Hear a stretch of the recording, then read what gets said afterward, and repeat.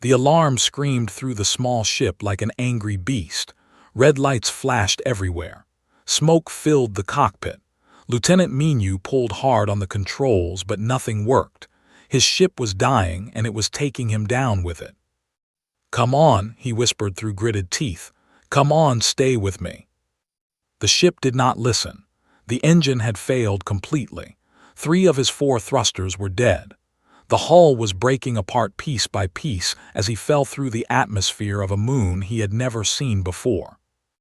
Minyu was a scout for the United Earth Expeditionary Corps. His job was simple: fly alone into unknown space, map new systems, report back. It was dangerous work, but he loved it. He loved the silence of deep space. He loved being the first human to see a new star up close. He loved the feeling of discovery. But today, discovery had found him instead, and it was not friendly. His ship, the Sparrow 7, had been hit by a strange energy wave near the edge of the Vela system. The wave came from nowhere. One moment, everything was fine. The next moment, his systems were failing one by one. He barely had time to send a distress signal before the ship started falling. Now he was crashing toward a small green moon covered in forests and rivers. His screens told him the moon was called 4. It was not claimed by any major power. It was not important to anyone. It was just a tiny dot in a vast and empty region of space. Perfect, Minyu thought bitterly. I am going to die on a moon that nobody cares about. He tried everything. He rerouted power. He dumped fuel. He even tried kicking the main console, which had worked once before on a different mission. Nothing helped. The ground was coming closer and closer.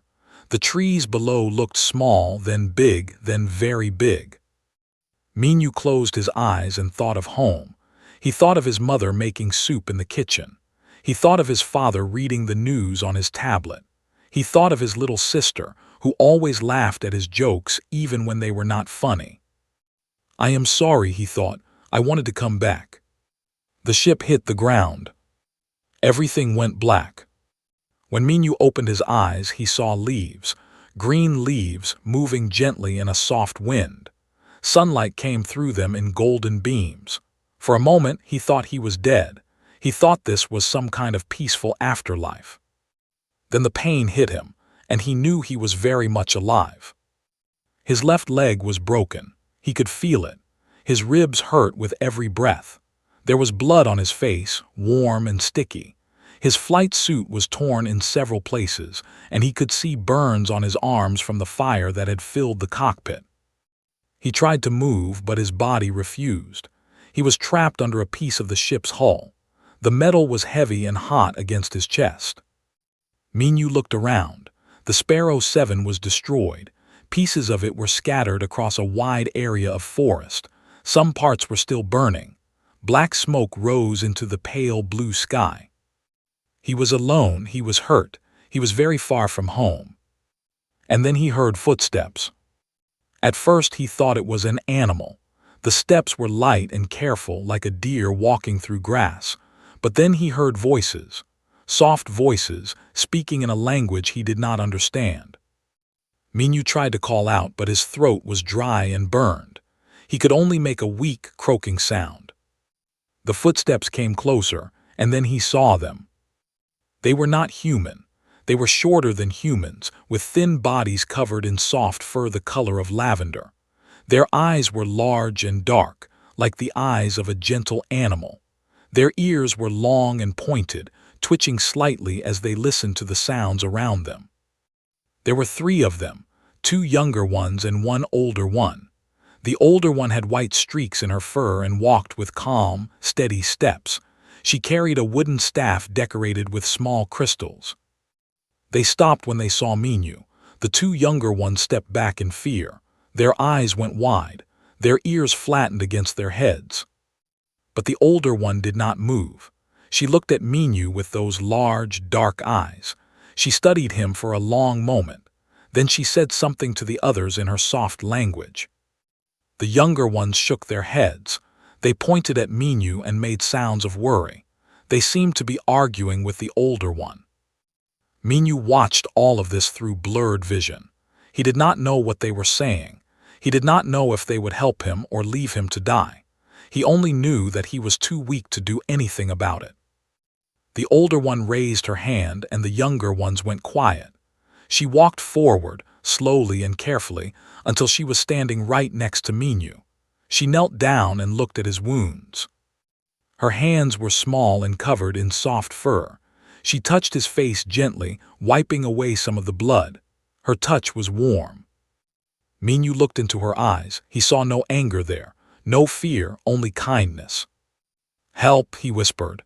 It was the only word he could manage. The older one did not understand the word, but she seemed to understand the meaning. She nodded once. Then she turned and spoke to the younger ones again. This time, her voice was firm. It was the voice of someone who had made a decision. The younger ones hesitated for a moment.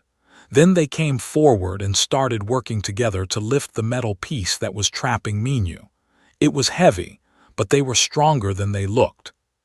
When the metal was moved, Minyu gasped in pain. His ribs screamed. His leg burned, but he was free. The three creatures lifted him carefully. They carried him between them, moving through the forest with surprising speed. Minyu faded in and out of consciousness. He saw flashes of green trees, blue sky, and lavender fur. After what felt like hours, they reached a village. It was a simple place.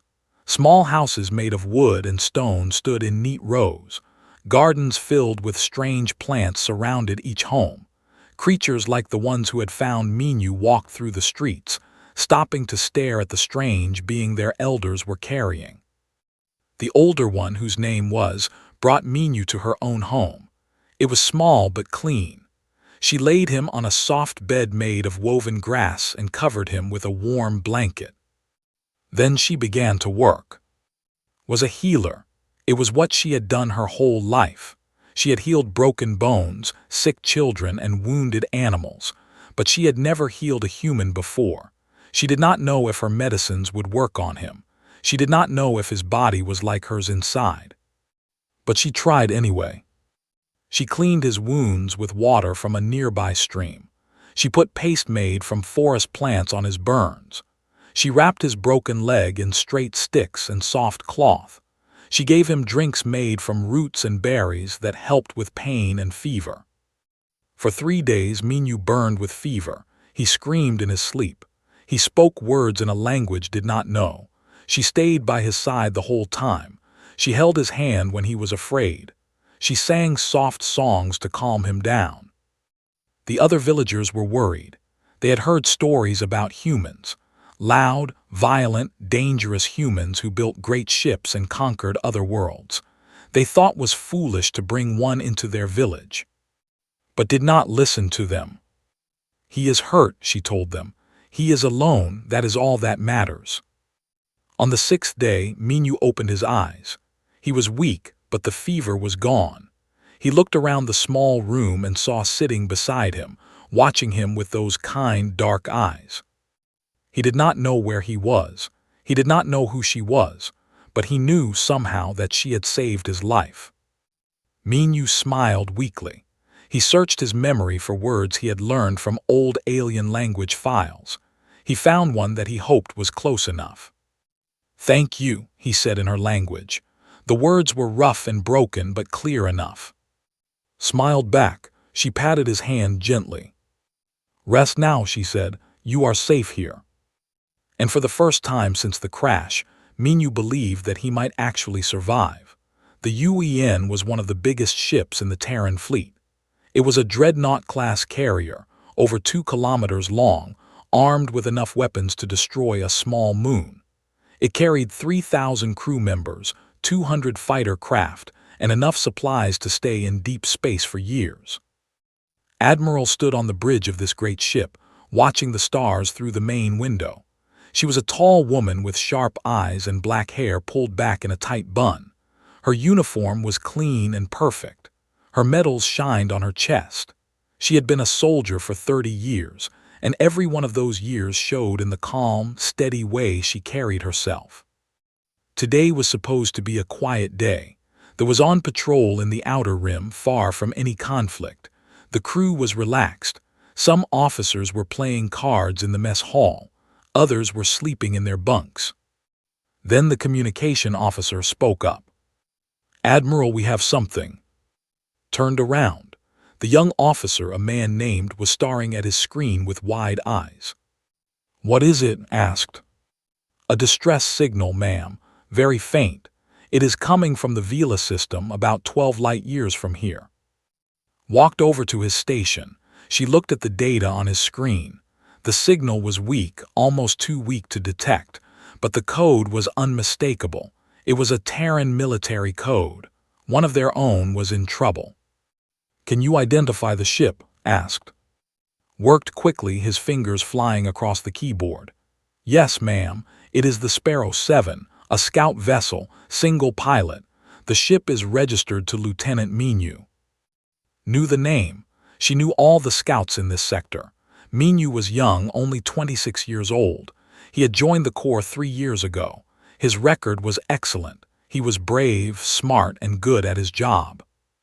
And now he was alone in unknown space, sending a distress signal that nobody else might hear. "When was the signal sent?" asked.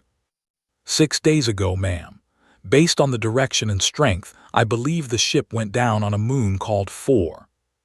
"What do we know about 4? Pulled up more data. "Not much, ma'am. It is a small forest moon in neutral space. There is a native species called the Peaceful, no military, no advanced technology. They are not part of any alliance." Stared at the screen for a long moment. 6 days. 6 days since the crash. That was a long time. Minu could be dead already. He could be injured and dying. He could be captured by unknown forces. There was no way to know for sure. Some commanders would have filed a report. Some would have asked for permission from Earth Command. Some would have calculated the risks and decided that one scout was not worth the trouble. Was not that kind of commander. She turned to her first officer, a serious man named Captain. "Set a course for the Vela system. Maximum speed." Captain nodded without hesitation. "Yes, ma'am." Walked to the center of the bridge and activated the fleet-wide communication system. Her voice would reach every ship in the patrol group, every captain and crew member within range. "This is Admiral of the UEN," she said. Her voice was calm but firm. "We have received a distress signal from one of our scouts, Lieutenant Minu. His ship went down on 4 in the Vela system. I am changing course to rescue him. I need volunteers." She paused for a moment. "I will not order anyone to come. This is neutral space. There may be risks, but one of ours is out there, alone and hurt. I am not going to leave him behind. If you feel the same way, follow me." She ended the transmission and waited. The first response came within 5 minutes. It was from the destroyer UEN. The captain, a woman named, spoke through the communication system. We are with you, Admiral, setting course now." The second response came 2 minutes later, then the third, then the fourth. Within 1 hour, 17 ships had changed course. Destroyers, frigates, medical vessels, and fighter squadrons. Every single captain in the patrol group had volunteered. Not one had refused. Felt a warm feeling in her chest as she watched the fleet form up around the. This was what it meant to be human. This was what made them different from the cold empires and calculating federations that filled the galaxy. They did not leave their people behind, ever. The fleet jumped to hyperspace. The stars stretched into long lines of light. The ships disappeared from normal space and entered the strange, twisted dimension that allowed faster-than-light travel. While they traveled, sent a report to Earth Command. She explained what she was doing and why. She did not ask for permission. She simply informed them of her decision. The response came from Admiral Park's direct superior and one of the most respected officers in the Terran military. He was an older man with gray hair and a kind face, but everyone knew that behind that kind face was a mind as sharp as any blade. His message was short and simple. Admiral, I have received your report. Your decision is approved. Full deployment is authorized. Bring our soldier home. Good luck. Park out. Smiled when she read those words. She had expected nothing less. The journey took 2 days. 2 days of tension and waiting. 2 days of preparing for anything. The crew of the ran drills and checked their equipment. The medical teams prepared their supplies. The fighter pilots stayed ready in their ships. Everyone knew that they might arrive too late. Everyone knew that Minyu might already be dead. But nobody said it out loud. Nobody gave up hope. On the bridge, Barely slept. She reviewed all the information they had about Four and the. She studied the terrain, the weather patterns, the population centers. She planned for every possible situation. What if Minyu was alive and well? They would pick him up and go home. What if he was injured? The medical teams would take care of him. What if he was dead? They would bring his body back. They would not leave him on a strange world far from home. What if someone had hurt him, then would make them regret it? On the morning of the 3rd day, the fleet emerged from hyperspace near 4.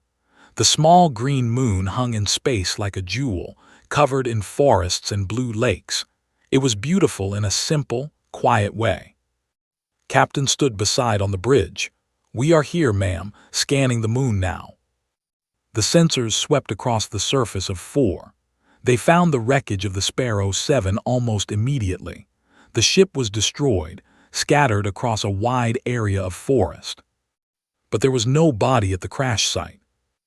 Admiral, one of the sensor operators, called out, I am detecting a small settlement about 10 kilometers from the crash site. There are life signs, many and one human. Felt her heart jump. He is alive. Yes, ma'am. The life signs are weak but stable. He is in one of the buildings. The bridge erupted in quiet cheers. Officers smiled and clapped each other on the shoulders. Some wiped tears from their eyes. After all the worry and waiting, their scout was alive. Allowed herself a small smile. Then she got back to work. Move the fleet into defensive formation around the moon, she ordered. Launch fighter patrols. I want to make sure nobody interrupts us. And prepare a shuttle. I am going down personally. Captain looked surprised. Ma'am, is that wise? We do not know what the situation is on the ground. Shook her head. These people saved one of ours. They took care of him for 6 days when they could have left him to die. The least I can do is thank them in person. She walked toward the bridge door, then stopped and looked back at her crew. We came here for one man, she said. One soldier. Some people in the galaxy would call us foolish for that. They would say it is a waste of resources, but this is who we are. This is what we do. We do not abandon our own. Remember that. The crew stood a little. Their eyes shined with pride. Nodded once and left the bridge. An hour later, a single shuttle descended toward the forest moon below. Behind it, 17 warships kept watch over the sky. And on that small moon, a wounded soldier and the gentle people who saved him were about to meet the full power of human gratitude. The news spread across the galaxy like fire through dry grass. Long-range sensors on a dozen different worlds detected the same thing. A full Terran battle fleet was burning through hyperspace toward a small, unimportant moon in neutral space. 17 warships, 1 dreadnought carrier, hundreds of fighters, thousands of soldiers. All heading toward a tiny world inhabited by peaceful farmers who had never fired a weapon in their entire history. The great powers of the galaxy watched with confusion and fear. What were the humans doing? What did they want? Was this the beginning of a new expansion, a new war? On the capital world of the Velar Dominion, the High Council gathered in their great stone chamber. They were a proud species, tall and gray-skinned, with sharp teeth and cold eyes. They had ruled their corner of the galaxy for 10,000 years, and they did not like surprises. The humans are making a move, said Counselor, the oldest member of the council. His voice echoed off the ancient walls. They are sending a full fleet to claim 4. We must respond. But why would they want 4? Asked another counselor. It has no strategic value, no resources worth fighting for, just a bunch of primitive farmers. Perhaps they know something we do not, said Darkly. Perhaps there is something on that moon that we missed. Either way, we cannot allow the humans to expand into neutral space unopposed.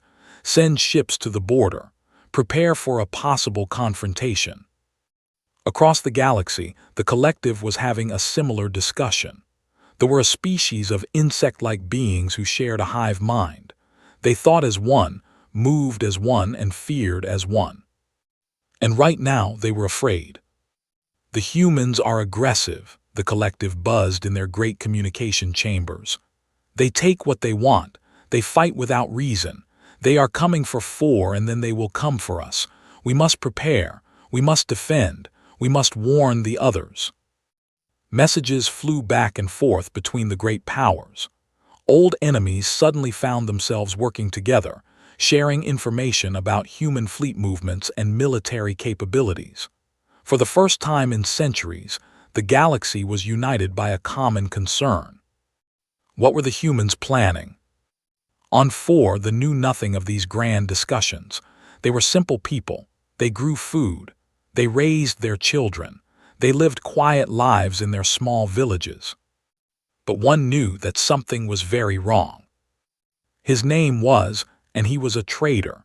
He traveled the space lanes in a small cargo ship, buying and selling goods between worlds. He had left 4 many years ago to seek his fortune among the stars. Was at a trading station near the edge of the Vela system when he heard the news. He was drinking tea in a small restaurant when the screens above the bar showed the breaking story. A Terran fleet was heading toward 4. The cup fell from his hands and shattered on the floor. He ran to his ship and tried to contact his home village. It took several tries, but finally he reached the communication hub in the main square. The face of Elder appeared on his screen. Shouted, "What have you done?" Looked at him calmly. "It is good to see you. You seem upset." "Upset? There is a Terran battle fleet coming to our world. 17 warships. Do you understand what that means?" Nodded slowly. "Yes, I heard the news this morning." "You heard the news. You need to evacuate. You need to run. Take everyone and hide in the deep forests. Maybe they will not find you there." Was quiet for a moment. Then she spoke in her gentle voice. "Do you know why the humans are coming?" "No, nobody knows. Some think they want to invade. Some think they want to take our land. Some think." "They are coming for the human we found," interrupted. Stopped talking, his mouth hung open. "What?" Stepped aside and the screen showed the inside of her small home. There, lying on a bed of woven grass, was a human. He was young, with dark hair and a tired face. His leg was wrapped in bandages. He was sleeping peacefully. "His ship crashed in the forest 6 days ago," explained. "We found him in the wreckage, badly hurt. We have been taking care of him." Stared at the screen. He could not believe what he was seeing. You saved a human." "Yes." "And now his people are coming for him." "Yes." "With 17 warships." "So I have been told." Put his hands over his face. He wanted to scream. He wanted to cry. He wanted to shake until she understood how foolish she had been. He said slowly, "Humans are dangerous. They are violent. They conquer worlds and destroy anyone who stands in their way. Everyone in the galaxy knows this. Why would you help one of them?" Looked at him with those calm, dark eyes. Because he was hurt. Because he was alone. Because it was the right thing to do. But what if they are not coming to say thank you? What if they are coming to punish us? What if they think we kidnapped their soldier? Then we will explain what happened. And if they do not believe you?" Was silent for a moment, then she smiled softly. "Then we will face whatever comes, together." Wanted to argue more. He wanted to convince her to run, but he knew. He had known her his entire life.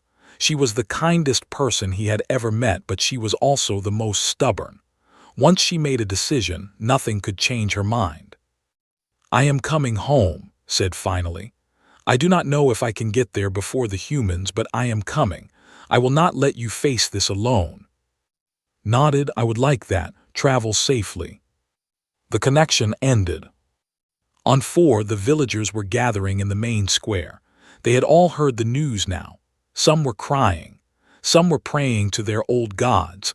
Some were packing their belongings, ready to flee into the forests. Elder walked among them, speaking words of calm and comfort. She told them to be brave. She told them to have faith. She told them that fear was natural, but it should not control them. The young named walked beside her, was only 8 years old with bright eyes and a curious nature. She had visited the human many times over the past few days, bringing him flowers and small toys.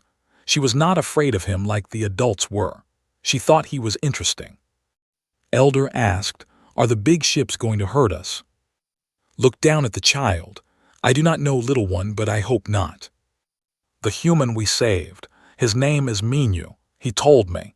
He teaches me words in his language." Smiled, "Did he now?" "Yes, he told me thank you in our language, and I told him friend in his language. He smiled when I said it." Put her hand on the child's head. "Then perhaps that is the answer. Perhaps the humans are coming because we are friends now. Perhaps they want to thank us." Thought about this. "I hope so. Minyu is nice. Maybe his friends are nice too." As they walked, a great shadow passed over the village. They looked up and gasped. High in the sky, barely visible through the clouds, a massive shape was moving into orbit. It was followed by many smaller shapes. Ships. Human ships. The fleet had arrived. In his home, Minyu woke up. He looked out the small window and saw the shadows moving across the sky. He recognized those shapes. He had served on ships like those. His people had come for him. Minyu pushed himself up from the bed. His leg hurt terribly, but he forced himself to stand. He limped to the door and opened it. Outside, he saw the villagers gathered in the square, looking up at the sky with fear in their eyes. He saw Elder standing among them, calm as always. He saw Little holding onto his hand. These people had saved his life. They had treated him like a guest, not a stranger. They had shown him kindness when they had every reason to be afraid. And now his people were here. Minyu limped into the square. They saw him and stepped back in surprise. He walked until he reached, then stopped. "They are here for me," he said in broken. "I will talk to them. I will tell them what you did. I will make sure they know." Looked at him with her gentle eyes. "And what will they do?" Minyu smiled despite the pain. "If I know my people, they will want to say thank you, in a very big way." Above them, a shuttle separated from the largest ship and began its descent toward the village. They watched it fall from the sky like a metal star. Whatever came next would change everything. The shuttle came down through the clouds like a great metal bird. It was larger than any of the homes, gray and smooth, and covered with strange symbols. The sound of its engines filled the air, a deep humming that the villagers could feel in their bones. They gathered in the central square, pressing together for comfort. Some of the elders stood in front, trying to look brave. The children hid behind their parents, peeking out with wide, frightened eyes. Only Elder stood alone, calm and still, waiting. Minyu stood beside her, leaning on a wooden staff that one of the villagers had given him. His leg was screaming with pain, but he refused to sit down. He needed to be here. He needed to show his people that these gentle creatures were friends, not enemies. Little clutched his free hand. She was trembling, but she did not run away. She wanted to be brave like Elder. The shuttle landed in the open field just outside the village. Its engines powered down, and for a moment there was silence. Then a ramp lowered from the bottom of the ship, touching the soft grass of 4. Figures appeared at the top of the ramp. Humans. They wore dark uniforms and carried weapons on their belts. They walked down the ramp in perfect formation, their boots hitting the ground at exactly the same time. They shrank back. These humans looked so different from Minyu.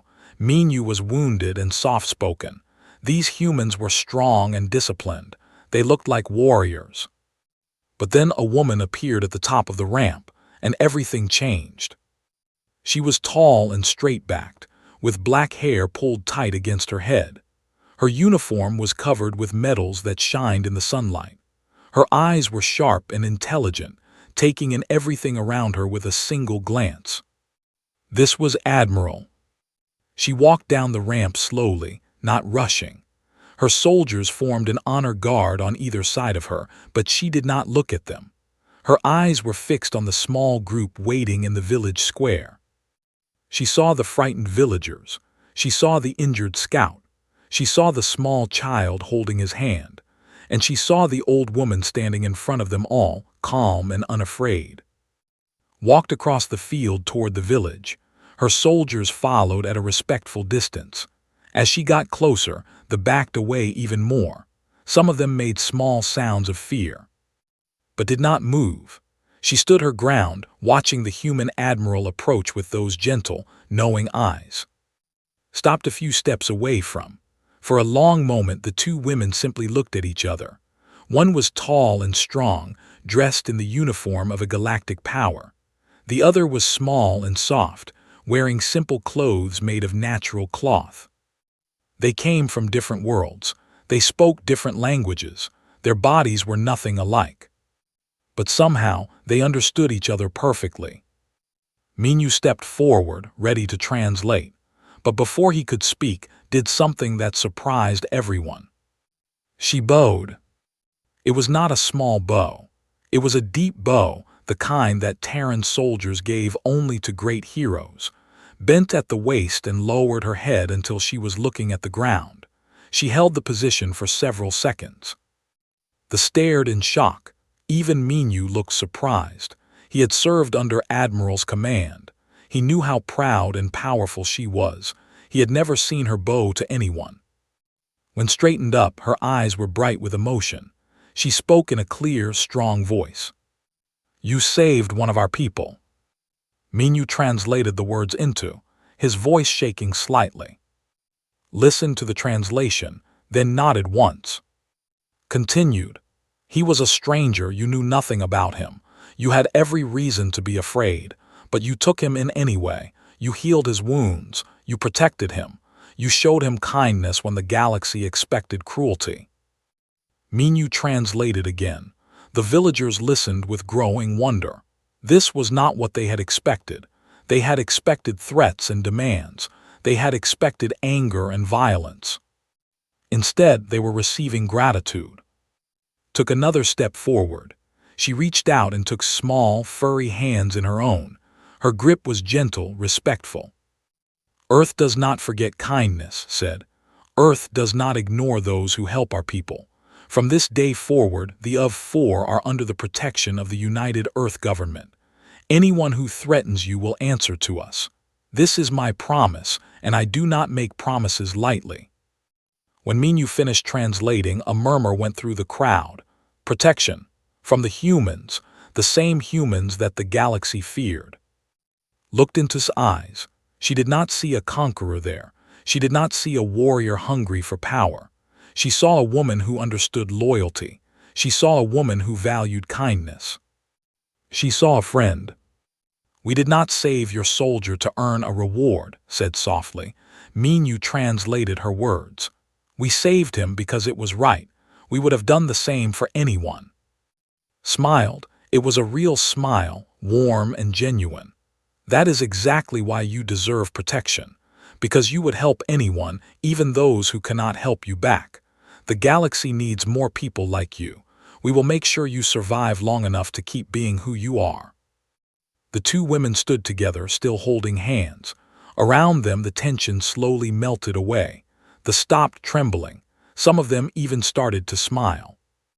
Little tugged on Minyu's sleeve. "What is happening?" she whispered. Minyu looked down at her. There were tears in his eyes, but he was smiling. "We are making friends," he said. "Real friends." Thought about this for a moment. Then she let go of Minyu's hand and walked forward. She approached Admiral, who was still holding his hands. The soldiers moved forward, worried, but raised one hand, stopping them. Looked up at the tall human woman. She had to bend her neck all the way back to see his face. "Friend," said in careful, broken Terran. It was the word Minu had taught her. His eyes widened. Then she smiled, the biggest smile Minu had ever seen on her face. She knelt down until she was at its level.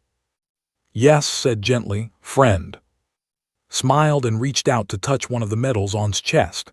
"Pretty," she said. Laughed. It was a good laugh, full of joy. She reached up and removed one of the smaller medals from her uniform. It was a silver star with the emblem of Earth in the center. "For you," said, pressing the medal into small hands. "A gift from Earth." His eyes went wide. She looked at the shining medal, then at her elder, then at the tall human woman. Her face broke into the smile the village had ever seen. "Thank you," she said in Terran. The villagers began to clap. They did not know why exactly. They just felt that this was a moment that deserved celebration. Some of them started to laugh. Others started to cry. Minu wiped his eyes. He had crashed on this moon expecting to die. Instead, he had found kindness. And now his people had come not with weapons drawn, but with hands extended in friendship. This was humanity at its best. Stood up and addressed the crowd. "My ships will remain in orbit for as long as you need us. My engineers will help you build defenses and improve your homes. My doctors will share our medicine. And when we leave, we will not forget you. You are our friends now, and we protect our friends." Listen to the translation. Then she spoke to her people in their own language. "For many years we have lived alone on this little moon. We have hidden from the galaxy, afraid of the great powers that rule the stars. But today we have learned something important. Kindness is not weakness. Helping others is not foolish. By saving one stranger, we have gained a powerful friend. Let this be a lesson for all of us. Never stop being who you are. Never stop helping those in need, because you never know who might be watching." The villagers cheered. The human soldiers smiled. And high above them all, 17 warships kept watch over the little forest moon, ready to protect it from any threat. That night there was a feast in the village square. They brought out their best food: sweet fruits, fresh vegetables, and cakes made from forest honey. The human soldiers shared their own supplies: dried meat, bread, and something called chocolate that the children loved immediately. Minu sat between and translating their conversation. The two women talked for hours about everything and nothing. They discussed their homes, their families, their hopes for the future. They found that despite their many differences, they had much in common. Both of them believed in kindness. Both of them believed in protecting the innocent. Both of them believed that the galaxy could be better than it was. And both of them were willing to fight for those beliefs. As the moons rose over 4, Minu looked around at the scene before him. Humans and sat together, sharing food and stories. Children from both species played together in the moonlight. 6 days ago, he had been a dying soldier on a forgotten world. Now he was watching two species become friends. He could not imagine a better ending, but deep down, he knew this was not an ending at all. It was a beginning. The galaxy had expected war. What they got instead was something far more frightening: friendship. In the weeks after the Terran fleet arrived at 4, everything changed. The great powers watched with growing concern as human engineers landed on the little forest moon. They expected weapons platforms and military bases. They expected fortresses and conquest. Instead, they saw hospitals being built, schools, water treatment centers, roads that connected the scattered villages, power generators that gave the villagers light and heat for the first time in their history.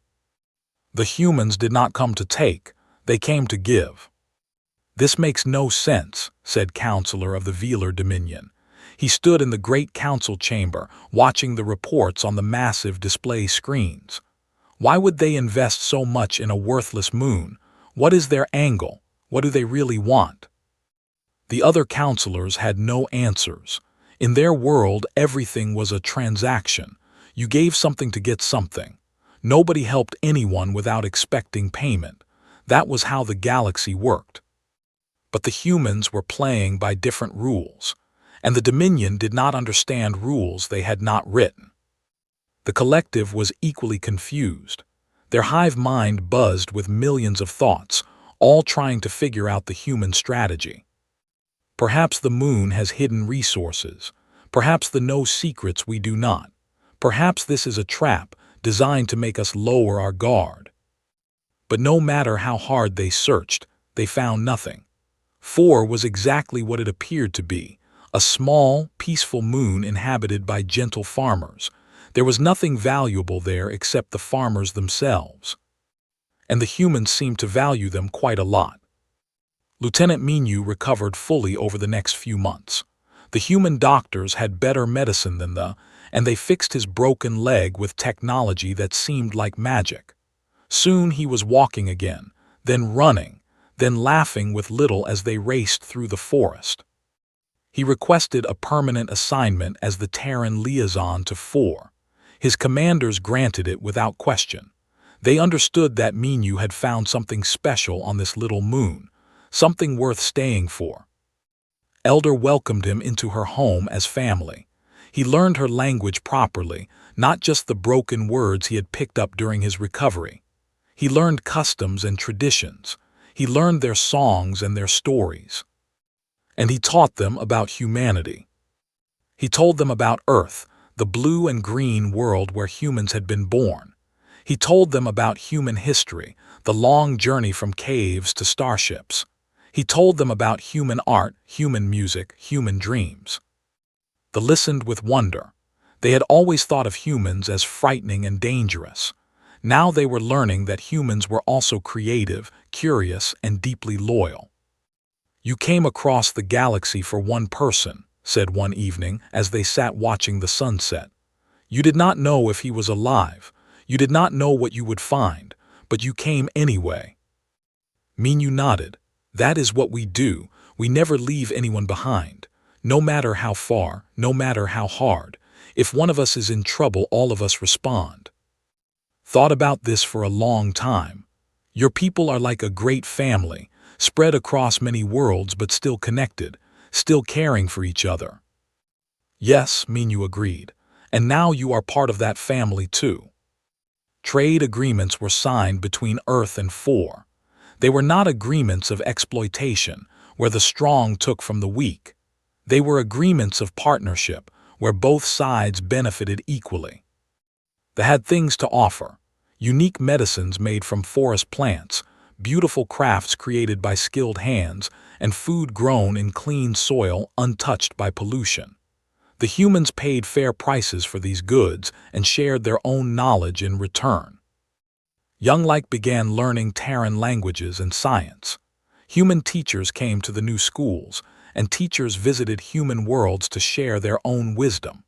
A cultural exchange program was created, allowing members of both species to live among each other and learn. Grew up with human friends. She learned to read human books and watch human movies, but she never forgot who she was.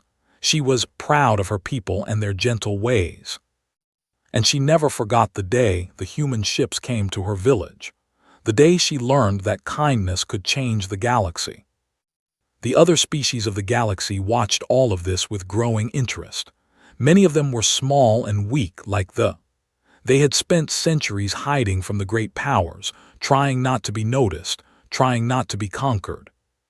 Now they saw a different path. The first message came from a species called the Toral.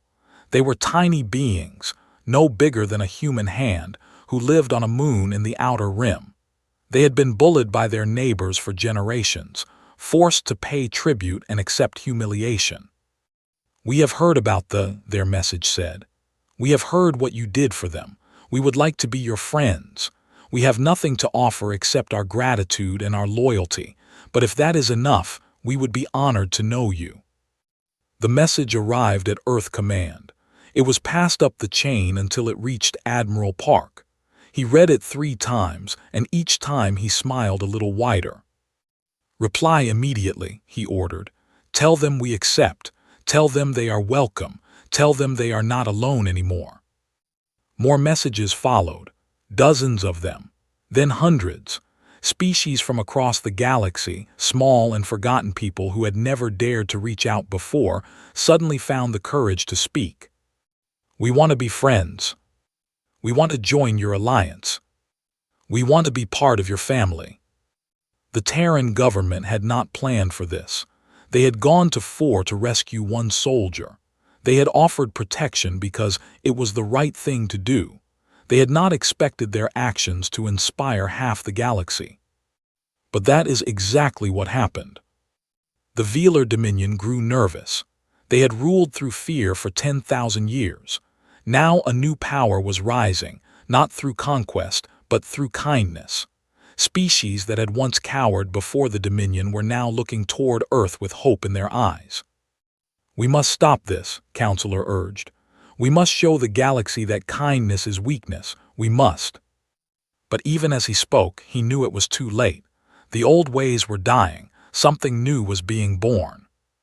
The collective calculated their options and came to a surprising conclusion.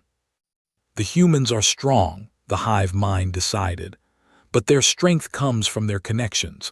They are strong because others love them. We have always been alone. Perhaps that is why we are weak. Perhaps we should try their way. For the first time in history, they sent a diplomatic message to Earth. Not a threat, not a demand, a simple request to talk. Admiral returned to active duty after a month on 4. Her fleet dispersed to their regular patrols, watching over the vast territories of human space. But before she left, she had one last conversation with Elder. They stood together on a hill overlooking the village. The sun was setting, painting the sky in shades of orange and pink. In the distance, they could see children playing with human children, their laughter carrying on the wind. "Why did you help him?" asked. "When he crashed on your world, you could have hidden, you could have let him die. Nobody would have blamed you. Why did you save him?" Smiled softly. "Because he was hurt, because he was alone, because he needed help. Was that not reason enough?" Looked at the old woman with respect. For most species in this galaxy, no, it would not have been enough. They would have calculated the risks.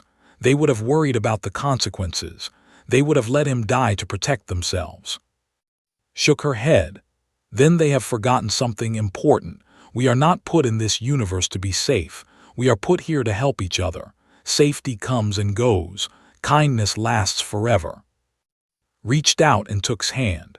"Then we are not so different after all. My people believe the same thing. We just forgot it sometimes over the long years of war and struggle. Thank you for reminding us." Squeezed her hand. "Thank you for coming. Thank you for proving that our faith was not foolish." "It was never foolish," said. "It was the bravest thing anyone has ever done." They stood together as the sun disappeared below the horizon. Stars began to appear in the darkening sky. Somewhere up there, among those countless points of light, other species were making decisions. Some would choose fear. Some would choose cruelty. But more and more were choosing hope. And it all started here, on a small forest moon, with a gentle people who helped a wounded stranger because it was the right thing to do.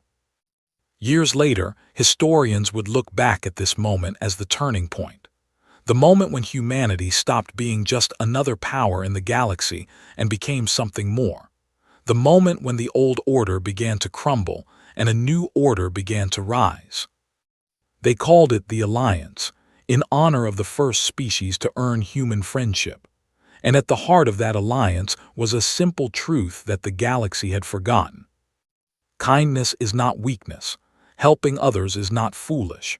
And those who show humanity compassion will never stand alone again. Minyu lived on 4 for the rest of his life. He married a human woman who came as a teacher, and they raised their children in the village where he had almost died. His children grew up speaking both languages, at home in 2 worlds. And every year on the anniversary of the crash, He would climb the hill with Elder and Little, who was not so little anymore, and watch the sunset together. They would remember the day when everything changed. They would remember the power of kindness. And they would smile, because they knew something that the rest of the galaxy was only beginning to learn. Humanity does not abandon its own. And those who earn their friendship gain a family that stretches across the stars.